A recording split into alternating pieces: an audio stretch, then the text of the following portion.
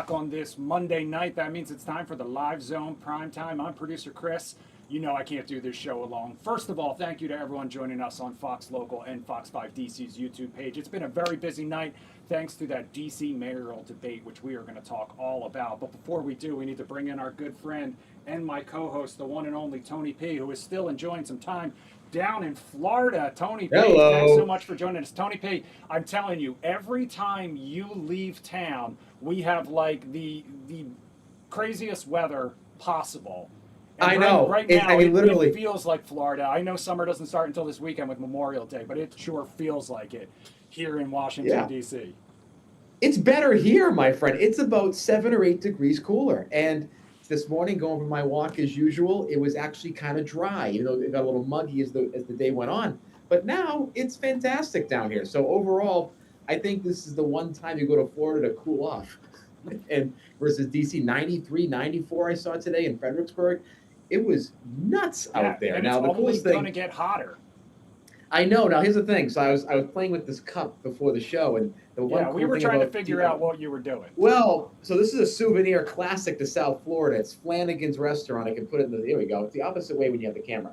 There's Flanagan's right there. It's on the water here in Deerfield Beach, and I absolutely love it. And they have this cup for $3.39. You get unlimited lemonades and Diet Coke and all the things I love so much. And on Sunday, I partook. That's so what I like to hear. It's kind of a cool little souvenir. That's what I like to hear. I like that it's got a the little soccer ball things. on it, even though you're a golf man, and I'm sure you were watching that PGA championship. Yeah, I was. I'll tell you, I mean, Aaron Rai, talk about someone you did not expect to win, but I think throughout the golf world, he is being hailed as a great champion, like JT Spawn last year, JJ Spawn, sorry, last year when he won the U.S. Open for the first time, kind of out of the blue. And is a humble guy, really gives back to the community, had a really rags to riches story. And the golf community loves Aaron Rai this morning, like they love JJ Spawn. So this is a really good moment for golf. I think it's good that we shook it up.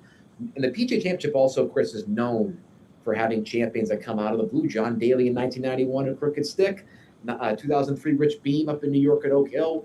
A lot of people come out of the woodwork that you don't expect. I just and they love win your this wager. encyclopedic, whatever the word is, knowledge of all golf Yes. tournaments, Tony P. That's No, what we it's a rely great on tournament. you for. Listen, you're down in Florida, but we're starting things off here in Washington, D.C., because the big story at 9 is the countdown to D.C.'s mayoral primary officially on 29 days and counting, Tony P. Earlier tonight, 3 candidates running to be the next mayor of the nation's capital faced off in a debate hosted by Fox 5 and Georgetown University. Fox 5's Jim Lokay and Katie Barlow moderated the event. Candidates Gary Goodweather, Ward 4 Councilmember Janice Lewis-George, and former at-large Councilmember Kenya McDuffie faced off on topics like the cost of living, the economy, and public safety. We want to start off playing a portion of that debate for you, where the 3 candidates talked about the teen takeovers and curfews, because that is one of the subjects that people have been talking about here in D.C. for a while now. All right, we're going to move on to public safety, another critical topic for the district. The council passed a permanent youth curfew, but it won't take effect until late summer, and we're already in that gap period. And Saturday night, teenagers were throwing chairs during a violent brawl inside a Navy Yard Chipotle. Councilmember Lewis-George, you voted no on the curfew. Mr. McDuffie supports it. Mr. Goodweather has called curfews a fundamental failure. None of that matters now. It's the law.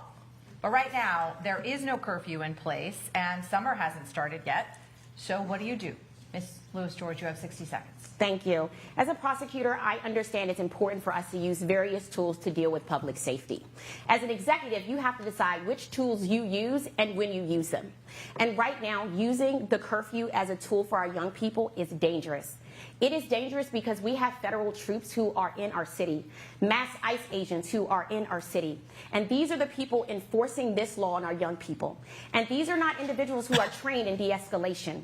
They are not accountable to D.C. residents. In fact, D.C. residents have already been killed without any accountability because we don't have accountability of those agencies. So as mayor, I think it is important that we use the right tools and we don't put the risk of our youth being harmed or killed without the real oversight that's necessary. But I do think what we do is expand our youth programming. We do summer youth employment throughout the year, extended hours. We expand our DPR centers. We leverage our unions and apprenticeships to create jobs and pathways for our young people. We give them the tools they need to succeed, and we address chronic absenteeism. Mr. Goodweather, you have 60 seconds. The current curfews are a failure of the system that my two colleagues who have been on council for a combined 20 years have failed to address. So what do? Number one, if you're going to have curfews, which are an extreme measure, you need to have a defined timeline when you're going to exit it. Number two is you are going to have very clear protocols of how to keep the community safe, which I got to say right now, that doesn't seem to really be working. And number three is you need a plan to be able to remediate it. And this comes to leadership too.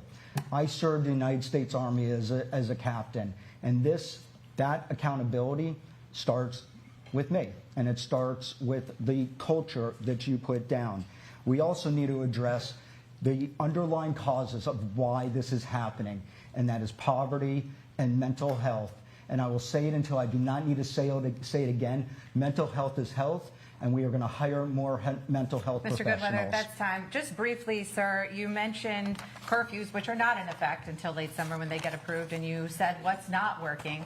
Is the plan to focus on mental health for those few weeks before it takes effect? What gets it done before it takes effect?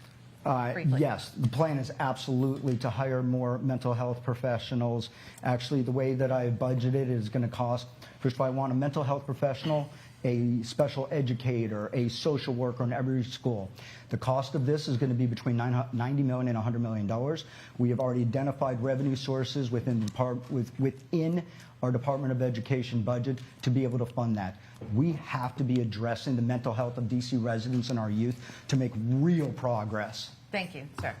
Mr. McDuffie, you have 60 seconds. What we need to do is treat these teen takeovers like the public safety emergency that they are. Doing nothing is not an option. We all saw what happened at Chipotle, and it didn't have to happen. The council had an opportunity to act just a few weeks ago, before the curfew expired, but they didn't act because Denise Lewis-George shut it down. She asked them to wait, right? She put politics over public safety, and you had a dad watching kids almost assault his child, trying violently to shield his kids from the assaults that were happening inside that Chipotle. That's not the way that we keep people safe. And we're going to have we don't need the federal government helping us with law enforcement. We need trust. And the federal government, ICE, HSI, is eroding the public trust. And I'm going to sign an executive order to rescind ICE when I become mayor. But if we're waiting for Denise Lewis-George to keep us safe, we're going to be waiting for a long time. We're going to have more federal people in this city because we need to act. Extend the juvenile curfew and address root causes. It's not an either or. We need to do both. Thank you, Mr. McDuffie. All right, so that was just a small portion of that hour-long debate. In case you missed it, you can rewatch it on Fox Local and Fox 5 DC's YouTube page. If you did tune in and you are a DC voter, we do want to hear from you. Did you like what you heard from the candidates? Did someone change your mind? Was there one moment that stands out? You can let us know by scanning that QR code in the corner of the screen. We'll bring you into the conversation in just a few minutes. First, though, we do want to bring in our team of experts, and to do that, we have to bring Tony back as well. Joining us now live, Democratic strategist Kevin Wallen and Republican strategist Malik Abdul. Thank you guys both so much for joining us on this Monday night and staying here a little bit late. Thank you guys. What a night for Fox 5, especially. Yeah, it was. And shout out to Jim Loke, shout out to Katie Barlow, shout out to everyone involved from the production, behind the scenes. A lot of work went into this, obviously. Tonight's debate, it could be obviously a huge moment of this race. What did each candidate absolutely now need to accomplish tonight, and how did they do? Kevin, I'll start with you. Yeah, it's a great question. This is the first debate with ballots in people's mailboxes. I've got mine at home. I live in Cleveland Park, so literally watching the debate with that ballot in front of me.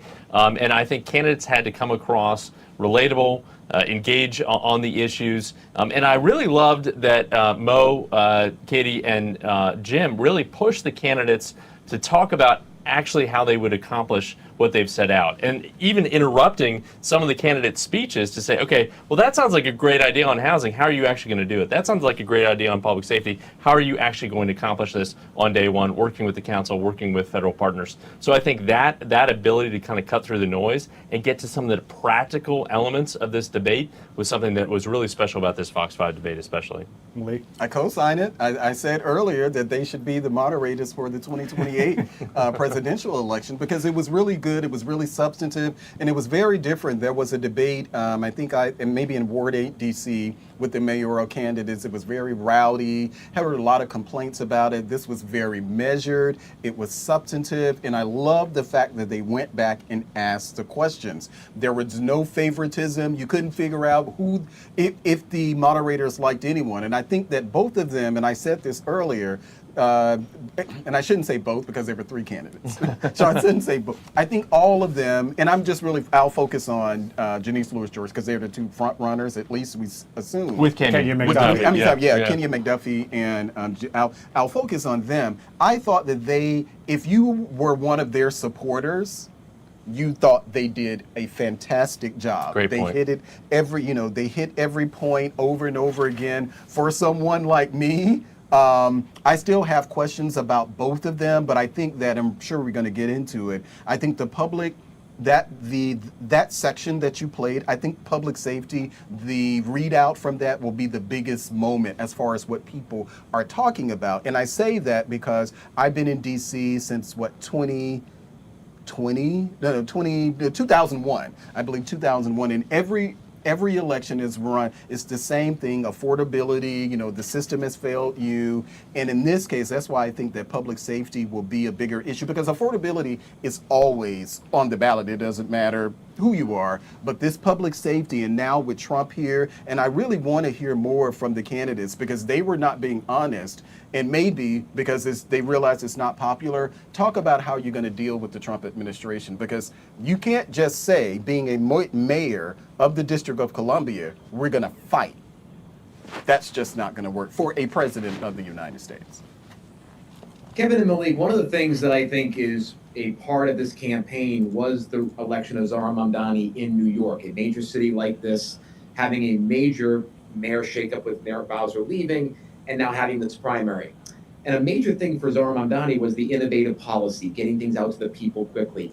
Do you think that any of the candidates tonight put up a very innovative idea that you think will stick with voters in these next 30 days, or do they kind of stick to what their initial plans were originally? Kevin, we'll start with you. Yeah, it's a great question, Tony. I think one of the big policy news was actually the third candidate talking about building a nuclear power plant in Gary Goodweather on federal land in the District of Columbia. That was a major policy takeaway. But he also brought up urban farming, which is kind of interesting, and indoor farming as a policy aim. I will say Kenya McDuffie, I think, specifically talking about hiring more MPD officers, budgeting more for that, taking on overtime and morale issues with leadership at MPD was something, obviously a specific policy aim that he talked about. Of course, the councilwoman talked, I think, effectively right from the get-go, kind of to camera, talking about affordability issues. She obviously, to Malik's point, if that's what you're gaming out, what you were focused on in terms of your candidate, she spoke to those values really well. Obviously, Kenya McDuffie spoke to the public safety element of that very well as well. Yeah, so I'll take my bite at it.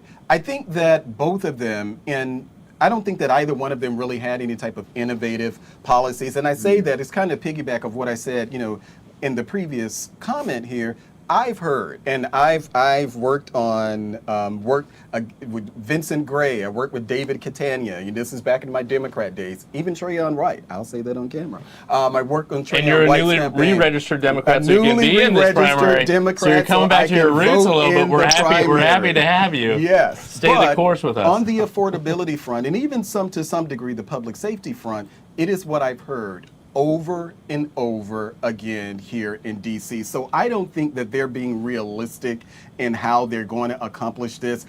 If for people who are concerned about affordability, but also concerned about, our fiscal policies, taxes and stuff, you heard Janice Lewis-George didn't tell you how she was going to pay for a lot of this stuff. Even when pressed about it, too, when by pressed on Katie it, and Jim. because she didn't have a great answer, and some of the things that she said that she was going to do, it just doesn't work that way. And I think that, you know, she knows that, and I understand this is part of the campaign. You have to do what you have to do. But I've just been here as someone who is not, you know, technically a Democrat, as someone who's seen this over and over again in election after election. I know that these things aren't realistic because they're running what Muriel Bowser and Robert White, every other candidate has run on every time, and it just simply has not worked. So Malik, you mentioned affordability being a constant issue, but Yep. one of the things the candidates talked about and the moderators talked about specifically was utility prices and how much those have gone up. Did you hear anything that gave you the sense that anyone had a true plan besides building a nuclear reactor here on federal land that would tackle that issue? Because they did bring up data centers, but there are no data centers Right. here. They I are didn't obviously something that affects Virginia and Maryland Right. much, much more. Yeah, no. And the data center answer, I didn't, because I think I asked, I was like, do we have a data center here or something? I know there's like some hybrid version of that we have here. So I wasn't sure how the mayor addresses data centers here. But on the utility front, I just think that there is no good answer because, and I'm not that familiar with how all of this works, but listening to what the candidate said, the Public Service Commission or something is the one that set these rates. So I don't know what how much pressure a mayor can place on a commission to change rates. And to be honest, I know people who live in Virginia and in Maryland, they are complaining about the high utility costs. So it's not something that is really limited to DC. Exactly it is right. the DMV. So I don't know how I just don't know how a mayor addresses it. Yeah, it's a great point. And you saw Kenyon McDuffie kind of struggle with that a little bit on the Public Service Commissioner front. Saying that he would demand resignation. He would demand resignations. Katie Barlow kind of pressed Donald him Trump, on and said you that, know? and said, well, what if they don't resign? Yes. Because again, it's like gross malfeasance or for cause that you can remove these folks. So there really wasn't a good answer, I think, on that issue particularly. And it's one of the things that we're all struggling with in terms of the high cost of utilities in the city.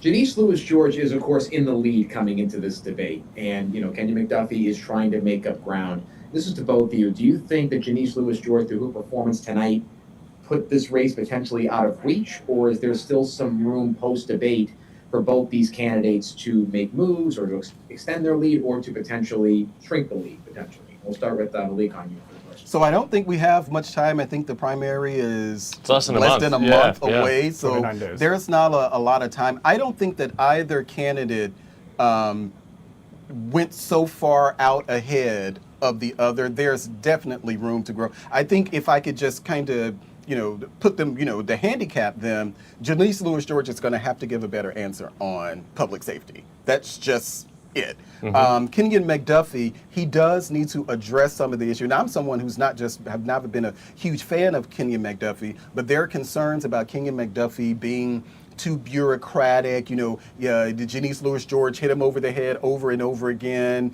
with the whole Trump stuff and this, you know, the corporate, like he's the corporate establishment guy. He has to show that he's concerned about affordability because he didn't hit that as much as Janice Lewis-George. He has to show that. And I think both of them have room to actually grow. I don't think either one of them canceled each other out at all.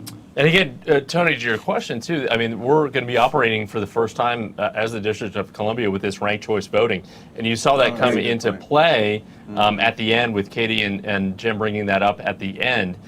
So again, you also saw kind of a delicate dance, obviously Kenyon and the councilwoman attacking one another directly, but obviously did not attack Gary Goodweather at all, and in a play potentially for some of his voters, some of the other voters that are running. We played some of the ads throughout in our ears that were running throughout live coverage because this is a heated race, certainly, and obviously it's those first two individuals. But the real question will be is what's everyone's second and third choice, and that will certainly have an impact come the election.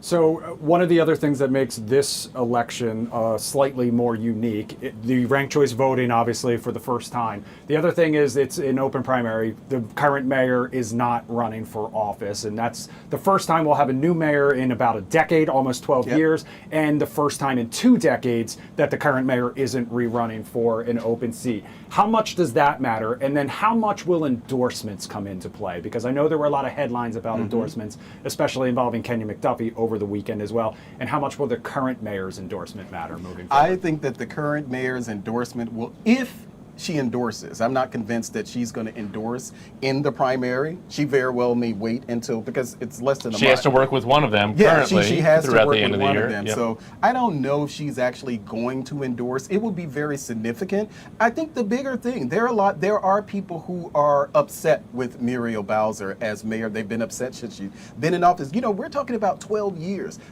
Muriel Bowser is the first mayor since I've been here, other than Anthony Williams, to serve consecutive terms.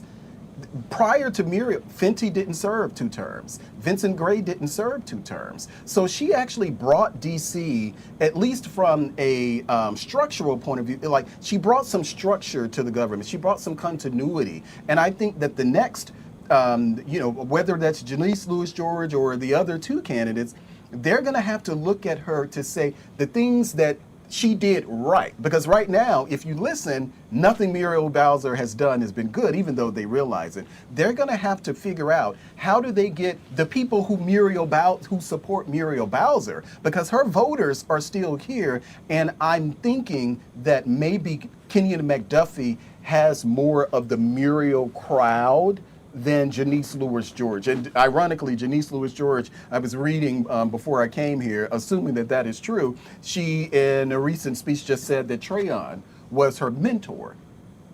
That's not a good message. Trayon White is your mentor. It's not a good message going into the primary.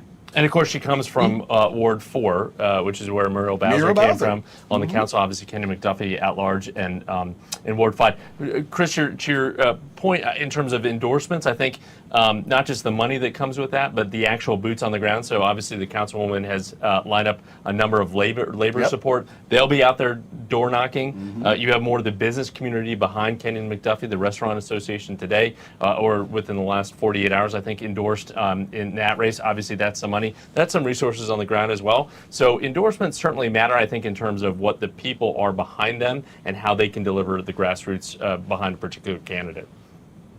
Do you think that this election coming up could be similar to other primaries that we have seen in the past when there has been an incumbent leaving, or do you see a potential surge election like we saw between Andrew Cuomo and Zohran Mamdani, which a lot of pundits are trying to draw comparisons to here? So Kevin, we'll start with you. Yeah, I mean, every election is unique. Again, there's 7 or 8 actual candidates running. And again, I bring up that the element of ranked choice. This has really been untested, certainly in the city. We've seen it in a few other jurisdictions, Alaska, Maine being some of the other ones. Those are more statewide. So again, that dynamic and what candidates can effectively figure that out and navigate that, I think is going to be even more of the story less than a month from now in terms of Election Day.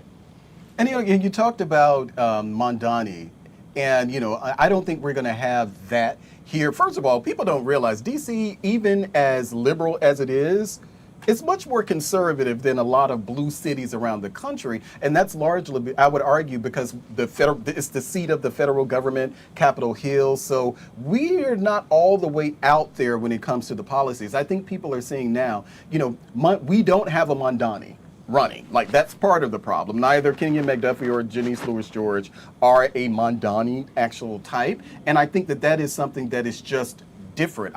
For me, as a longtime district resident, what I want to do, and this is something that I will give Janice Lewis-George credit for, when she talked about the need to work with Congress, she kind of couched it in the reason that we need to work with Congress is if the president doesn't give us money. Well, it doesn't matter, because if it's a Republican Congress, you could go to Congress all along. It's not going to change anything. But I think there needs to be a serious discussion from DC politicians on what legally, what is it that we can do? Because I mentioned earlier this claim that they're making that they could just somehow stop ICE from being in DC. That's not what the federal government out. They can stop MPD from working with ICE agents, but they can't stop ICE agents from being in DC. And the likelihood of a Republican administration, especially now with Trump, not sending in ICE agents again, irrespective of what Muriel Bowser says, because Muriel Bowser literally can say, you know what, I'm rescinding that executive order, we're not working with ICE, and Trump can say,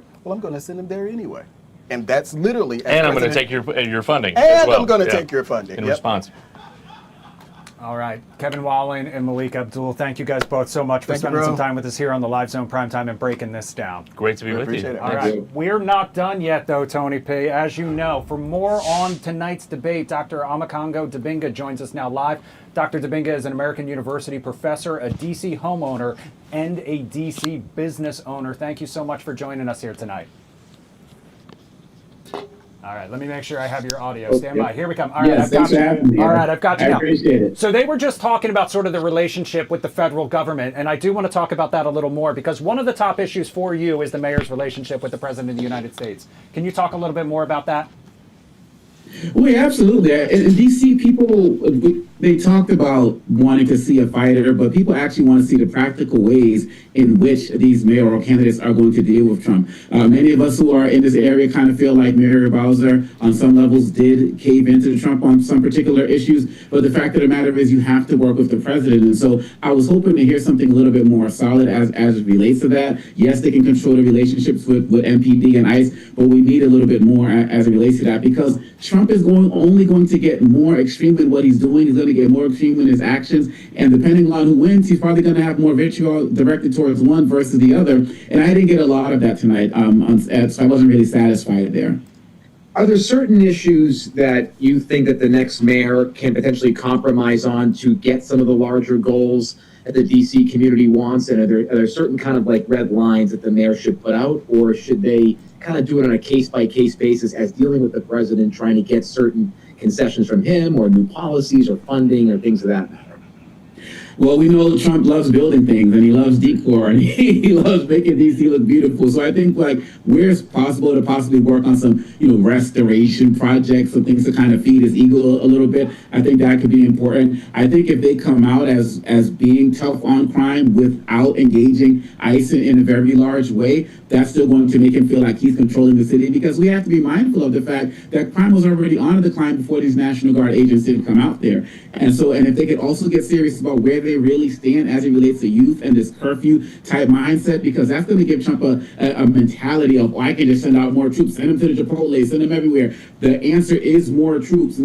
And we don't want that in DC either. And so I think that that's something that they can also find a workaround with as it relates to Trump, because all he cares about is numbers going down at the end of the day for everything, whether it's crime, and then he wants the city looking more beautiful. Yeah, so crime is one of obviously the big topics. That was the soundbite that we heard, especially talking about these teen takeovers. Can you talk to me a little bit about the teen, youth crime, youth curfews, what you heard from the candidates about that, and whether you're satisfied in that aspect? Well, one of the things that I heard from Janice Lewis-George, which I really appreciated, was when she talked about enforcement, intervention, and prevention. And we see in places like Baltimore and other places across the country with Mayor Scott, when you have a holistic approach to dealing with young people, you tend to get crime going down. And so to have a conversation as it relates to that, I appreciate the fact that Goodweather and all of them talked about the need for mental health services as well. And of course, you need to have the programs. You can't just deal with what's happening with our young people by just enforcement, by just locking them up. And for a period to talk about, we're also going to go for the parents as well. I mean, who really wants that in our city? And so I really appreciated that. I think that they all hit it a lot, but I think that Janice Lewis-George was stronger as it relates to that, because our youth need wraparound services. They just don't need more detention centers, more lockups. They need opportunities to jobs. They need more opportunities to after-school programs. And I felt like she was the strongest as it relates to that. Now, you've had, a wealth of knowledge of being in this community, being a business owner, being at American University, knowing this community really well. And we've talked about this on Fox 5 a lot about this decision between, the enforcement angle versus actually having the holistic approach around students and young people. From your experience being here in DC, homeowners, business owner, and the like, what are some unique policies that you think could be additive to this conversation to really enable young people to have better lives in the city and not, have to deal with enforcement all the time. Well, yeah, and being a homeowner in Anacostia, I've traveled and a business owner in Northeast and then working in Northwest. Yeah. I've gotten to really see how the city functions at different levels. And one of the things I didn't hear much about anything relating to helping the homeless. I didn't hear anything relating too much about hunger, and that's another issue that our students are dealing with in the city. And I've also done work in the correctional facilities as well as in our DC public schools. And when kids are hungry, they can't focus. When kids can't get access to dental care, they can't focus. When they can't get access to health care, they can't focus. And so we need more of those services because our youth want to engage. Before I was teaching on the college level, I taught on the K-12 level for years. And I can see what happens when a child is coming into school and doesn't have that parent at home that's able to help them. And so they're starving. I can see what happens when I've been in some of these schools, and sometimes I'll go and speak in some of our public schools, and then I'll go and speak in some of our private schools, and you see the disparity, and you start wondering how our kids can actually compete when they're not getting a close of the resources that are coming from these private schools as well. And so seeing that disparity is very problematic. We need strong investment in education. One thing I didn't hear anything about culturally competent educators to make sure that they're reaching the kids where they are in terms of their backgrounds as well. And so there were some gaps that as an educator, my mind was thinking of, but the education ties directly to all of the other services that our students are not getting in this city. So that is actually kind of leads me right into the next question I had, which was how does the changing demographics of the district kind of impact the conversations in the mayoral race? For example, like you just talked about with culturally competent teaching. Well, I was at a festival this weekend over in Northeast for the DC Murals Project, and there was one of those chocolate city buses where it said, DC 30% less chocolate. And there's this mindset that, DC needs to go the way of other major cities and get rid of our poorer populations, get rid of our Black and brown populations, but we're still here. And we're not going anywhere anytime soon. And so I love the question about the chancellor, right? And appointing the next chancellor. And so what makes sense is dealing with the communities that we have now and engaging with skilled, culturally competent teachers. And we can do that with the workforce that we already have here. We don't have to import a whole bunch of new teachers from other places and the like, but we can't have this mindset that DC is a changing city, the demographics are changing, and therefore we need to start catering more to the richer communities and the richer environments. We have so many youth in Ward 7 and Ward 8 who are being ignored every single day, and they deserve services and they deserve respect just as much as anybody else. I'm glad you said this, Dr. Debinga, because one of the things we talked about tonight was real estate, was housing. Yes. Do you fear that some of the candidates or all of them tonight weren't talking about kind of the granular things like not redlining, like gentrification, for example, or potential for the faults of that if responsible development is not done? Do you think that there are still gaps that these candidates need to talk about when it comes to gentrification and making sure that there's equity in housing, or are there policies out there that you like still? Oh, absolutely. They absolutely do more. And as somebody who spent the majority of my time, in DC living in Anacostia, I kept thinking about what would the Ward 8 resident, what does the Ward 7 resident really get out of what's being said tonight? And so when it comes to this housing, the way that people are being pushed out on the streets, the way that people are being pushed out of DC into other parts of Maryland and the like, I don't feel like many residents in DC who feel like they are really severely impacted economically really feel like they got any real proposals from the candidates tonight. And so I feel like there was a mindset of, well, we kind of got to cater a little bit to the business community. We can't accept them. We can't upset them. We can't upset Trump. And we can't upset those who are in the middle to upper classes in DC. And I believe that they're all making a mistake doing that because there are real voters. We talked about the Mamdani effect. And yes, many of them, they don't have the Mamdani charisma, but some of the policies that Mamdani proposed, and I feel like maybe Janice Lewis-George comes closest to that, that will grab the attention of people who come from our underserved communities in Washington, D.C. And those are people who have the ability to sway this election, but too often they've been ignored. All right, Dr. Omokongo Debinga from American University. Thanks so much for spending some time with us here tonight on the Live Zone Prime Time and breaking this all down. Thanks for having me. All right, we're going to take a quick break, Tony P. When we come back, we're going to talk about some of the other stories making headlines here on Fox Local and the stories that Tony has had his eye on because it has been a very busy start to the work week. We're going to leave you with this live picture from Capitol Hill. We're back in 2 minutes.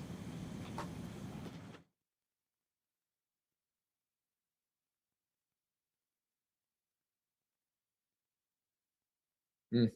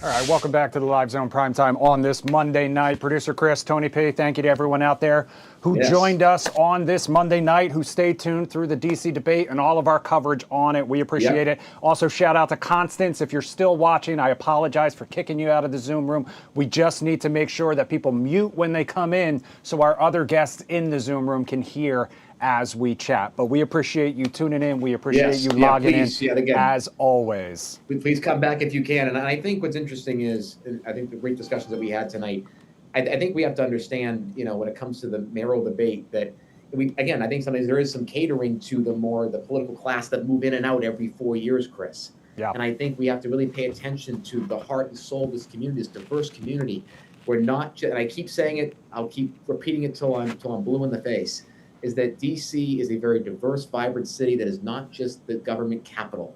And I think sometimes candidates get caught up in that, where it's about really servicing Anacostia, different, Southwest DC, Southeast, and not just focusing on the metropolis areas sometimes, because, the real metropolises are the heart and soul of this city. So I think we have to be, I think candidates need to be mindful of that in future encounters and debates. All right, let's get into some of the other stories we've been keeping an eye on this Monday, though, here on Fox Local. And we're starting off, Tony P, with what we talked about at the very top of the show. Memorial Day may mark the unofficial start of summer, but the summer heat not waiting until then. Temperatures today in those low to mid 90s. Tomorrow going to be even hotter. The heat and humidity obviously sticking around throughout midweek. Like we said, D.C. Mayor Muriel Bowser even activated the first heat alert of the season.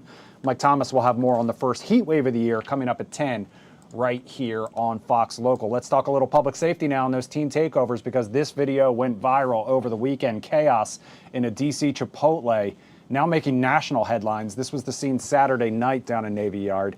About 8 teens throwing punches and throwing high chairs, innocent bystanders, including young children, huddled in the corner of the restaurant for safety. You see that man in the red shirt right there. All of the juveniles are wearing black, some with hoods on, some with masks on. DC police say they were already in the area to monitor another large group. They were on scene within 1 minute, but in that time, everyone had already fled. No arrests have been made. We're told no physical injuries reported. Today, in response, U.S. Attorney for D.C. Jeanine Pirro doubled down on her plan to punish the parents of teens caught taking part in these so-called teen takeovers. Fox 5 Shamari Stone will have more on this story. An exclusive reaction from the father seen in that viral video protecting his family, coming up tonight at 10 and 11 on Fox Local. D.C. police also asking for help identify a suspect in this brazen act of vandalism.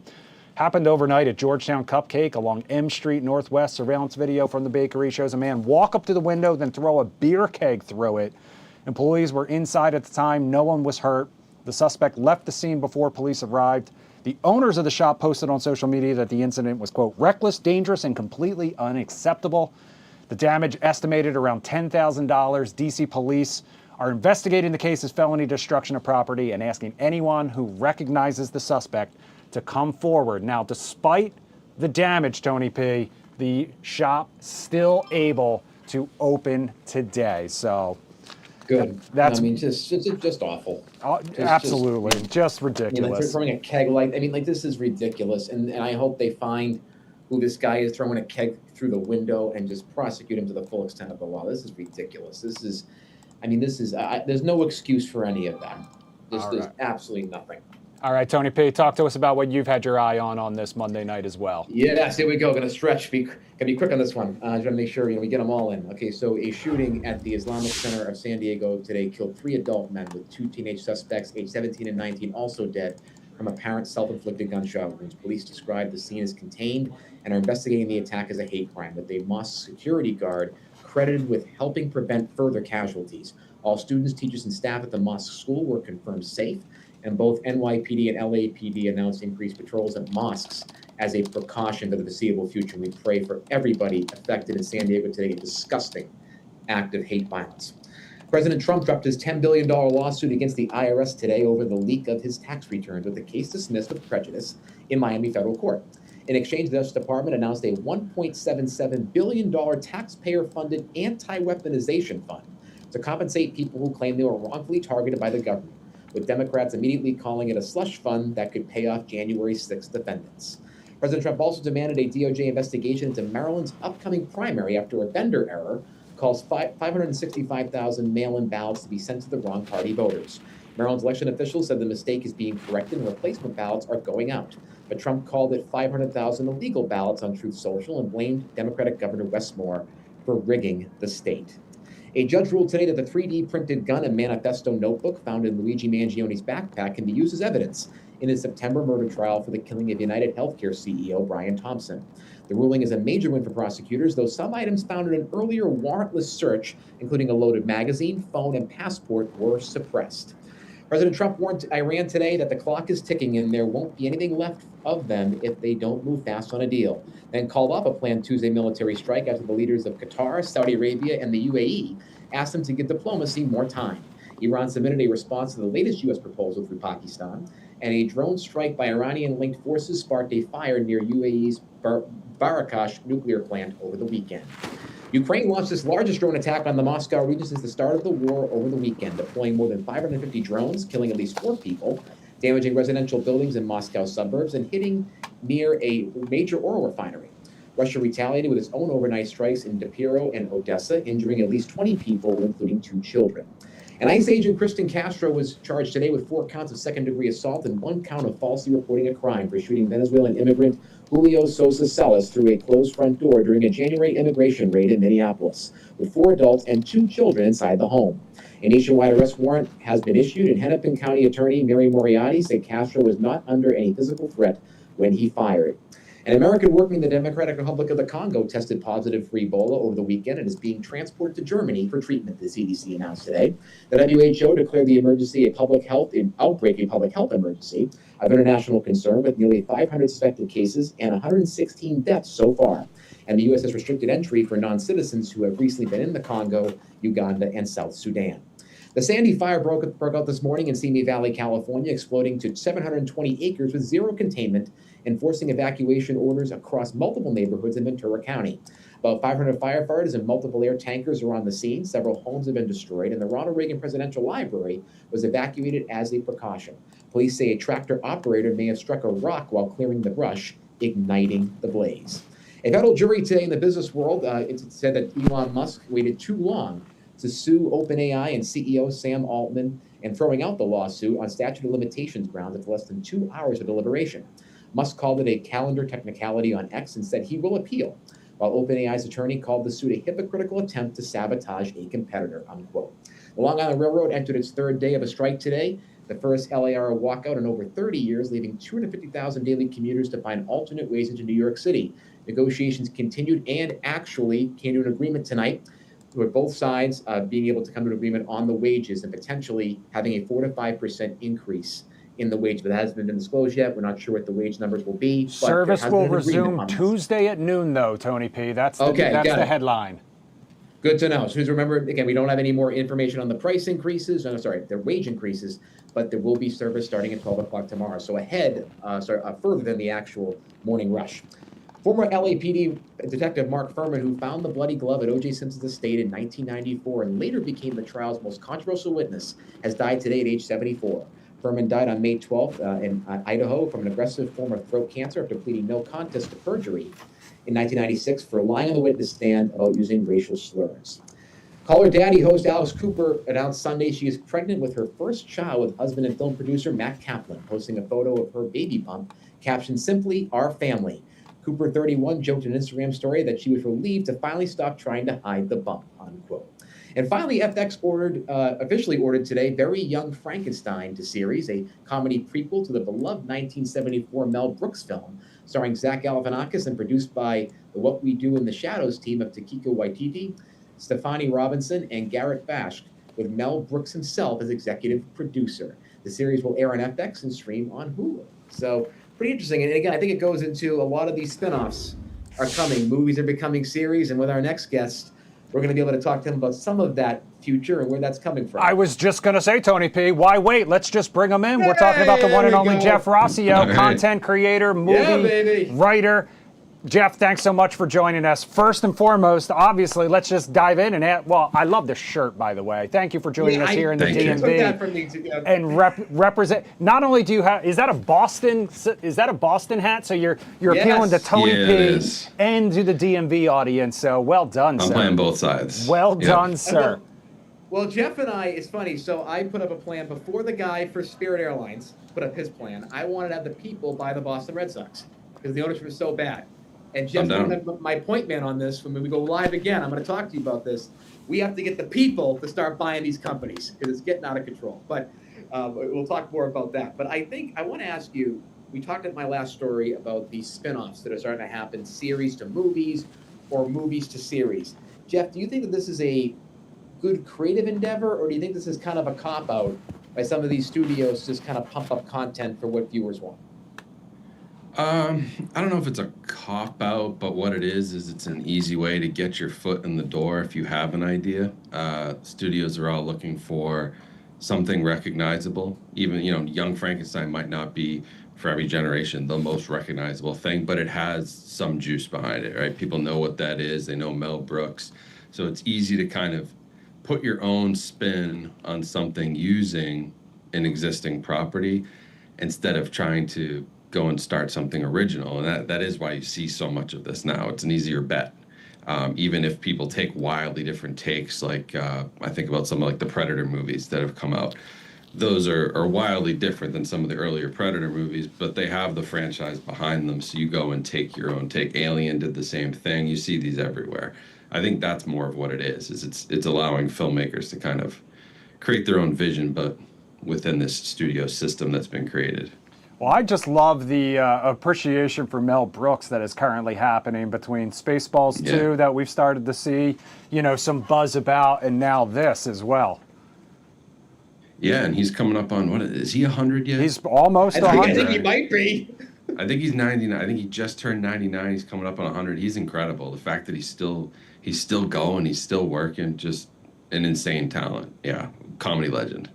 Oh, yeah. That should be the next roast, I think, on Netflix. They should do Mel Brooks. Mel Brooks' first 100th birthday. Why not? That would be. I think that would absolutely sell out. Now, let me ask you this, Jeff. So, one of the things that we talked about a little bit, and you talked about in your content, is this concept that movies stink now in 2026 because of streaming and because of the cheapening of media, the studio consolidations. But you have a different take. You've seen potentially there are so many independent films out there that are really meeting audiences where they're at and still being creative.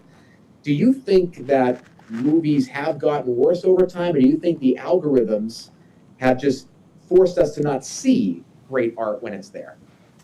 Yeah, no, I think it's more of the algorithms because the big couple studio massive blockbusters that come out every year, and your franchise movies, the Mandalorian, and there's a Christopher, the Odyssey. Christopher Nolan's always going to be right at the forefront of all this stuff.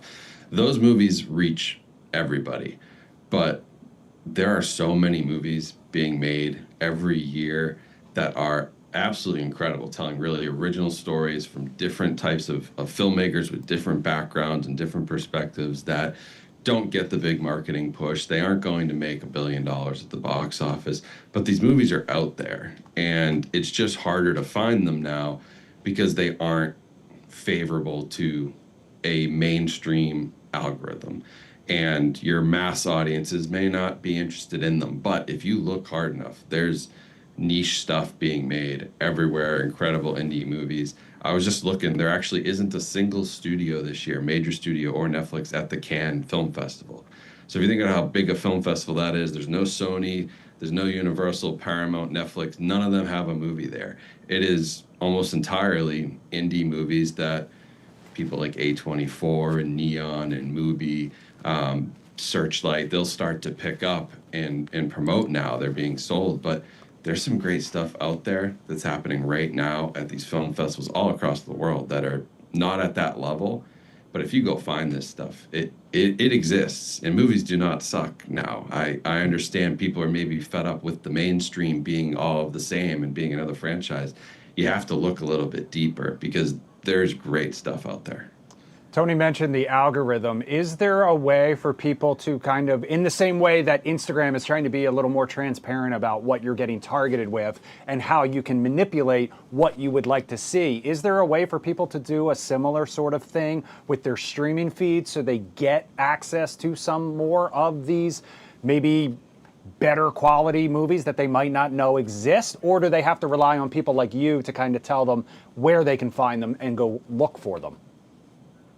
Yeah, that's a great topic. I wrote about it in my book. It's kind of how I ended the book, was kind of how do you break free of that algorithm? And yeah, selfishly, like, you can follow people like me and get involved in the community. So whether it's creating, a Letterboxd account, getting into different Reddit communities that talk deeper about movies than just the big box office hits, going to community theaters and going to local, the independent places that are showing older movies and repertory screenings and doing different events. Like, if you get involved in that community, you're going to naturally find those things. And it's what we kind of lost with, there's no video store anymore to go talk to the video store clerk who knows the cult classic that nobody else is watching. And then, it spreads that way. So you have to go out and find those people online. At the same time, you can reset your algorithm. You can clear recommendations. You can start fresh. It's hard to do because when you do that, all they're going to give you is what the most popular stuff is again. So you have to sort of train it. Like, if you watch nothing but The Office on Netflix, like, they're just going to throw other sitcoms at you. That is what it is. They've seen your viewing habits. That's what they want to present to you. So you have to train these algorithms, and you can. Like, I have a wild algorithm when I go onto certain apps. I'm like, where did that movie come from? But look for other apps too. Like, a Canopy is a great resource that's free with a library card a lot of places, and they have a ton of indie stuff, and they have a different recommendation engine than a Netflix that kind of focuses on surfacing their own curated recommendations versus what a software is giving you. Do you think, now, I may be called crazy for this, and you can call me crazy, Jeff, if you think this is nuts. The failure of movie theaters over the last 10, 20 years now has been documented. You've talked about it in your book countless times.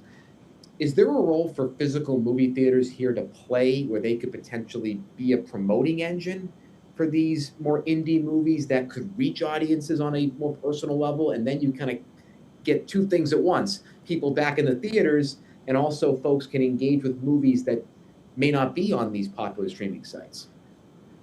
Yeah, no, you're not crazy. I mean, I have my own little conspiracy theory, whatever you want to call it, that eventually these big movie theater chains are going to get bought up by the studios again. And like think about how big a Paramount and Warner Brothers combo is, that, and how much AMC theaters is huge.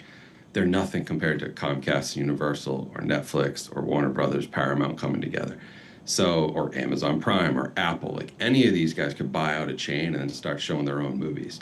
So I think what you're going to see is a shift back to those independent local theaters. And I'm sure you guys have some great ones in the area. I know we have some great ones in the Boston area. I even have some up in New Hampshire that have just opened that are independent, and they are showing different things, and they're putting on events, and they're bringing people back to the theater to show them classics, to show them underrated indie films, bringing directors out and filmmakers and actors to make it an event. Like, you're making more of the movie theater an event again, instead of just a thing to go do. Because the chains need mass ticket sales, mass people through the door, mass concessions. That's the only way they survive. But these smaller places can survive by creating these really interesting events and building community around them. So Jeff, since we have you here, and I excuse the pun, but what are you obsessed with right now? What are you watching right now? What are you recommending right now? I know there were a few on the list on that Instagram post we showed before. Yeah, which are all great movies. Some from just the past couple of weeks, like Obsession was crazy. If you like a crazy psychological horror movie, that was great. It did pretty well at the box office, but it came in like third. It's an indie film again. I'm really liking, if you want to get into TV, check out Widow's Bay on Apple TV. If you like anything sort of Stephen King, John Carpenter, kind of supernatural, but also very funny. People have said it's like Parks and Rec meets a horror movie. It's a little bit of that comedy. It's basically about a small New England island trying to drive tourism, but they have like a supernatural curse that keeps affecting things on the island. So there's all this like local government, let's drive tourism while insane stuff is happening. So I'm a big horror. If you're a horror comedy fan, that's great. And then I've just been, you know what's funny? This is a throwback, but I'll always call this out. I've been obsessed with unsolved mysteries lately. I have gone back to season 1. It's on Peacock. You can watch every one with Robert Stack, the original series. And you know what's cool? Is they give you updates still to this day. Really? Like if it has been solved 20, 30 years later, they'll tell you, oh, that guy eventually got caught and he went to jail in 2018 and he's in there now. Like, it's kind of cool. So I've been obsessed with that. I love an unsolved mysteries. I've been running through it. I like that. Also, bring back Forensic Files. I'm a big fan of that as well. Yes, I've seen every episode. Yep, on HLN on repeat. Yep. My final question has to do with this kind of vertical craze that we're in now in media. You saw Kareem Rama, of course, is the host of Subway Takes, a very popular show, just released a TV show with YouTube called Keep the Meter Running. It's based off of the short form series. And we're starting to see that a lot of shows get bought up, Trackstar being one of them. Do you see this trend potentially going into movies? And how does TV look in the next 5 years from a practical perspective for viewers? Yeah, I'll be honest. I think the vertical video still works best on social media on your phone. And I think what it is it's a gateway into getting that TV show. And then you flip the camera on its side, you start shooting horizontally, and you're on TV, or you're making a movie. And there's a lot of this lately where there are like the movie I just mentioned, Obsession. That guy, he's a 26-year-old YouTuber who started doing TikTok comedy skits. Like, that's how he got noticed. It was all vertical video. He got some attention, parlayed that into a movie he posted on YouTube, and then now he's making a theatrical, movie with focus features. So I think that's what you're going to see is people get their start there, you get noticed there, but I still think social media it's clips and it's short and it's, even when you look at podcasts, are you watching a podcast in vertical video for an hour? No, but you see the 90-second clips and then you go and watch it. So it's more of a gateway, I think. I don't know. I mean, we'll see. Gen Z and Alpha might change the whole game. Maybe they want that, but there's still something about watching it on a TV or a screen. It's just different. It feels different. It'll be like a symbiotic relationship is what you foresee. Because we're seeing I think so, yeah. Is Stephen Colbert going off the air? Like, there's a lot of vertical talk shows. Like, it's almost as if we're going to see kind of a splitting, not just one thing going away. Yeah, for sure. Yeah, it was a lot of headlines just this weekend, both about the clipping like you talked about and how they're being used to promote so much stuff, and how YouTube is the new TV and a new outlet for so many of these talented creators that may not get noticed by these bigger production or studios. Jeff, if people want to follow you for more content, how can they do it? Yeah, everything's right under my name, Jeff Rossio, spelled there on the bottom of the screen. I know it's not the easiest thing to spell, but I'm everywhere. Instagram, TikTok, YouTube. I'm there myself. Maybe someday I'll get a TV deal. Who knows? Yeah, you can find me everywhere. Jeff Rossio. All right. We appreciate you so much. Thank you so much for spending some time with us here on the Live Zone Primetime. Yeah. Thank you, guys. Appreciate it. Of course. All right, Tony P. We made it through another Monday here. Great job, man. I'll tell you, this is not too bad. Again, the remote stuff. I miss you guys in the studio. Can't wait to get back. Off tomorrow, but I'll be back on Wednesday. Cannot wait. I do miss you guys. And just a really good night. We completed everything. We did national news, the debate. We talked about important policy. I mean, this is why I love doing the show, is we get to cover everything in a very podcast, style concept. And I think it's really cool that we get to do this. And I'm honored to do it with you, my friend. Well, I appreciate you very much as well, Tony P. And again, just a huge shout out to the entire Fox 5 team for putting on that debate, from the producers to the directors to the photographers, the studio crew, everybody who organized, and obviously Katie and Jim and everyone else, Mo. They all did a fantastic job. And just a reminder, you can check out all the highlights on Fox Local and Fox 5 DC's YouTube page. Fox 5 News at 10 coming your way next right here on Fox Local. I'll see you back here tomorrow night, same time, same place. Tony P's going to enjoy a night off. Thanks so much for joining us. Fox 5 News at 10 coming your way next.